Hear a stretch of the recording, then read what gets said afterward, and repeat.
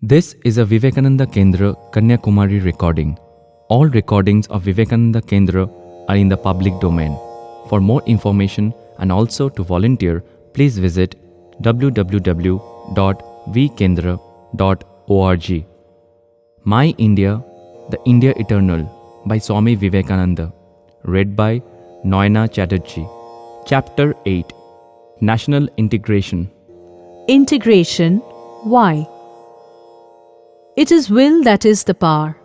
Why is it, to take a case in point, that 40 millions of Englishmen rule 300 millions of people here? What is the psychological explanation? These 40 millions put their wills together, and that means infinite power.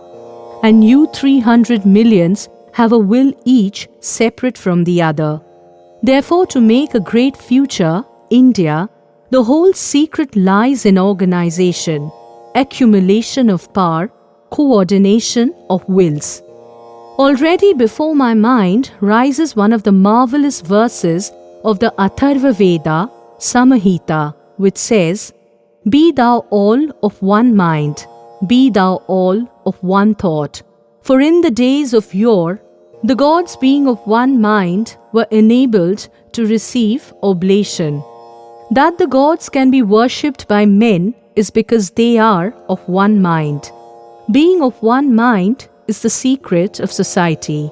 And the more you go on fighting and quarreling about all trivialities such as Dravidian and Aryan, and the question of Brahmins and non-Brahmins, and all that, the further you are off from the accumulation of energy and power which is going to make the future India. For mark you, the future India depends entirely upon that. That is the secret. Accumulation of willpower, coordination, bringing them all, as it were, into one focus. Each Chinaman thinks in his own way, and a handful of Japanese all think in the same way, and you know the result. That is how it goes throughout the history of the world. All these dissensions must stop. Swamiji amid Sikhs and Hindus in Punjab. This is the land which had first to bear the brunt of all inroads and invasions into India. This heroic land had first to bear its bosom to every onslaught of the outer barbarians into Aryavarta. This is the land which, after all its sufferings, had not yet entirely lost its glory and its strength. Here it was that in latter time the gentle Nanak preached his marvelous love for the world. Here it was that his broad heart was opened and his arms outstretched to embrace the whole world, not only of Hindus but of Mohammedans too. Here it was that one of the last and one of the most glorious heroes of our race, Guru Govind Singh, after shedding his blood and that of his dearest and nearest for the cause of religion, even when deserted by those for whom this blood was shed, retired into the south to die like a wounded lion, struck to the heart, without a word against his country, without a single word of murmur. Here in this ancient land of ours, children of the land of 5 rivers, I stand before you, not as a teacher, for I know very little to teach, but as one who has come from the east to exchange words of greetings with the brothers of the west, to compare notes. Here am I, not to find out differences that exist among us, but to find where we agree. Here am I trying to understand on what ground we may always remain brothers, upon what foundations the voice that has spoken from eternity may become stronger and stronger as it grows. Here am I trying to propose to use something of constructive work and not destructive. For criticism, the days are past, and we are waiting for constructive work. Gentlemen, this is the motive that brings me before you, and at the start I may declare to you that I belong to no party and no sect. They are all great and glorious to me. I love them all, and all my life I have been attempting to find what is good and true in them. If we can, a ground of agreement, and if through the grace of the Lord such a state of thing is possible, let us take it up, and from theory carry it out into practice. There have been sects enough in this country. There are sects enough, and there will be enough in the future. Sects must be, but sectarianism need not. The world would not be the better for sectarianism, but the world cannot move on without having sects. One set of men cannot do everything. The almost infinite mass of energy in the world cannot be managed by a small number of people. Here at once we see the necessity that forced this division of labor upon us, the division into sects. For the use of spiritual forces, let there be sects. But is there any need that we should quarrel when our most ancient books declare that this differentiation is only apparent? That in spite of all these differences, there is a thread of harmony, that beautiful unity running through them all? Ask a man who wants to start a sectarian fight. Have you seen God? Have you seen the Atma? If you have not, what right have you to preach His name? Let them follow their own path to realization, so long as they struggle to see the truth in their own hearts.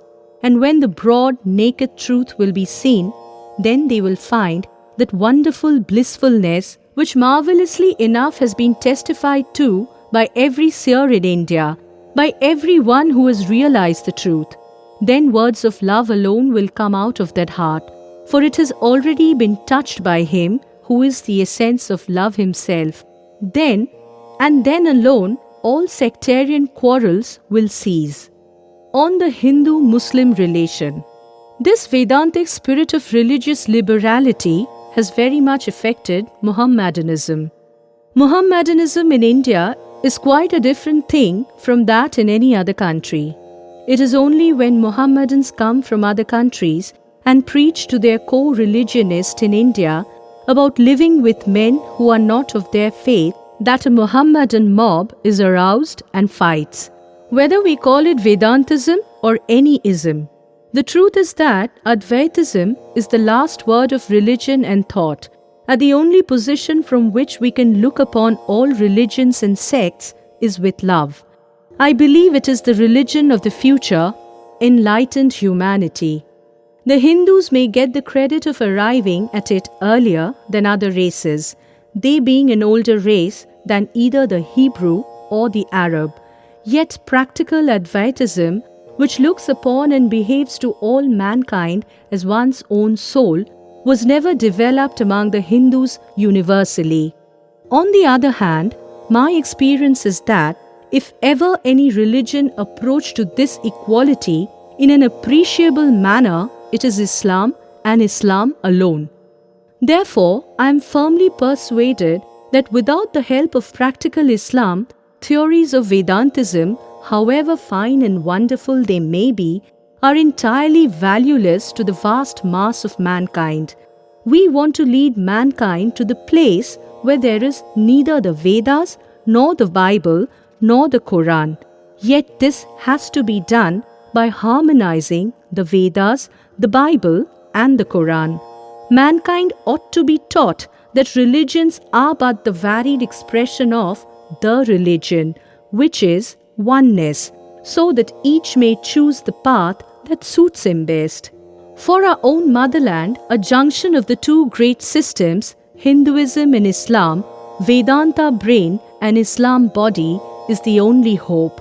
I see in my mind's eye the future, perfect India, rising out of this chaos and strife, glorious and invincible, with Vedanta brain and Islam body. The colorful national fabric, unity in diversity. A veritable ethnological museum, possibly the half-ape skeleton of the recently discovered Sumatra link, will be found on search here too. The dolmens are not wanting. Flint implements can be dug out almost anywhere. The lake dwellers, at least the river dwellers, must have been abundant at one time. The cavemen and leaf wearers still persist.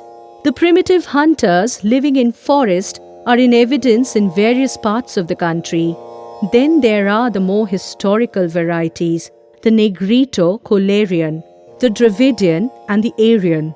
To these have been added from time to time dashes of nearly all the known races and a great many yet unknown, various breeds of Mongoloids, Mongols, Tatars and the so-called Aryans of the philologist. Well, here are the Persian, the Greek, the Yunchi, the Hun, the Chin, the Scythian and many more, melted and fused, the Jews, Parsis, Arabs, Mongols, down to the descendants of the Vikings and the lords of the German forest, yet undigested, an ocean of humanity, composed of these race waves seething, boiling, struggling, constantly changing form, rising to the surface and spreading and swallowing little ones, again subsiding. This is the history of India. Race, religion, language, government, all these together make a nation. The elements which compose the nations of the world are indeed very few. Taking race after race, compared to this country, here have been the Aryan, the Dravidian, the Tatar, the Turk, the Mughal, the European, all the nations of the world, as it were, pouring their blood into this land. Of languages, the most wonderful conglomeration is here. Of manners and customs, there is more difference between two Indian races than between the European and the Eastern races. The one common ground that we have in our sacred tradition, our religion, that is the only common ground, and upon that we shall have to build. In Europe, political ideas form the national unity. In Asia, religious ideals form the national unity. The unity in religion, therefore, is absolutely necessary as the first condition of the future of India. We see how in Asia, and especially in India, race difficulties, linguistic difficulties, social difficulties, national difficulties, all melt away before this unifying power of religion. We know that to the Indian mind, there is nothing higher than religious ideals. That is the keynote of Indian life, and we can only work in the line of least resistance. It is not only true that the ideal of religion is the highest ideal. In the case of India, it is the only possible means of work. Work in any other line. Without first strengthening this, it would be disastrous. Therefore, the first plank in the making of a future India, the first step that is to be hewn out of that rock of ages, is this unification of religion. For our national welfare, we must first seek out at present day all the spiritual forces of the race, as was done in days of yore and will be done in all times to come. National union in India must be a gathering up of its scattered spiritual forces. A nation in India must be a union of those whose hearts beat to the same spiritual tune. The Christian is not to become a Hindu or a Buddhist, nor a Hindu or a Buddhist to become a Christian, but each must assimilate the spirit of the others and yet preserve his individuality and grow according to his own law of growth. Sects must be, but sectarianism need not. Key to integration. We know that our religion has certain common grounds, common to all our sects. However varying their conclusions may be, however different their claims may be, so there are certain common grounds, and within their limitation, this religion of ours admits of a marvelous variation, an infinite amount of liberty to think and live our own lives. We all know that, at least those of us who have thought, and what we want is to bring out these life-giving common principles of our religion, and let every man, woman and child throughout the length and breadth of this country understand them, know them, and try to bring them out in their lives. This is the first step, and therefore it has to be taken. Let us preach where we all agree and leave the differences to remedy themselves. As I have said to the Indian people again and again, if there is the darkness of centuries in a room, and we go into the room and begin to cry, Oh, it's dark, it is dark. Will the darkness go? Bring in the light, and the darkness will vanish at once. End of chapter 8. My India, the India Eternal by Swami Vivekananda. This is a Vivekananda Kendra Kanyakumari recording. All recordings of Vivekananda Kendra are in the public domain. For more information and also to volunteer, please visit www.vkendra.org.